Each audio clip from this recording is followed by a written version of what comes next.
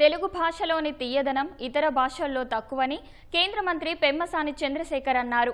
ఆంధ్ర సారస్వత పరిషత్ ఆధ్వర్యంలో 2026లో నిర్వహించే 3వ ప్రపంచ తెలుగు మహాసభల ప్రచార పత్రికను ఆవిష్కరించారు. తెలుగు మహాసభలకు ఉపరాష్ట్రపతిని ఆహ్వానించాలన్న నిర్వాహకుల విజ్ఞప్తిని సానుకూలంగా స్పందించారు.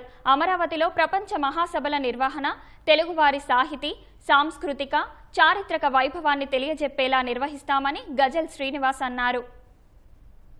నేను కూడా తెలుగు మీడియంలో చదువుకున్నటువంటి వ్యక్తిని.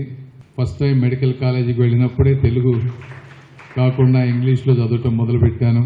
ఆ విధంగా తెలుగు నేర్చుకోవటం వల్లనే ఈరోజు ప్రజలతో మమేకం అవ్వటం కూడా చాలా ఈజీ అయింది. కాబట్టి తెలుగు భాషని ప్రతి ఒక్కరు కూడా డెప్త్లోకి వెళ్ళి నేర్చుకోవాలి. తెలుగు భాషలో ఉండేటువంటి ఆ పదాలలో ఉండేటువంటి శబ్దాలలో వచ్చేటువంటి ఒక వేవ్స్ అనేవి చాలా తక్కువ భాషల్లో ఉంటాయి.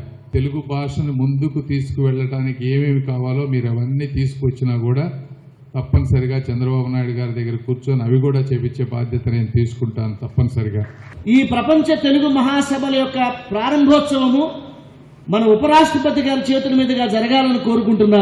వారు తీసుకురావాల్సిన బాధ్యత మీరే తీసుకోవాలని మీకు మనవి చేసుకుంటూ, అలాగే ముఖ్యమంత్రి గారిని, లోకేష్ గారిని, ఉప ముఖ్యమంత్రి గారిని, అలాగే అనేక మంది గవర్నర్లు, ఆల్రెడీ ఇప్పటికే 4 గవర్నర్లు ఈ కార్యక్రమానికి వస్తానని మనకు మాటిచ్చారు.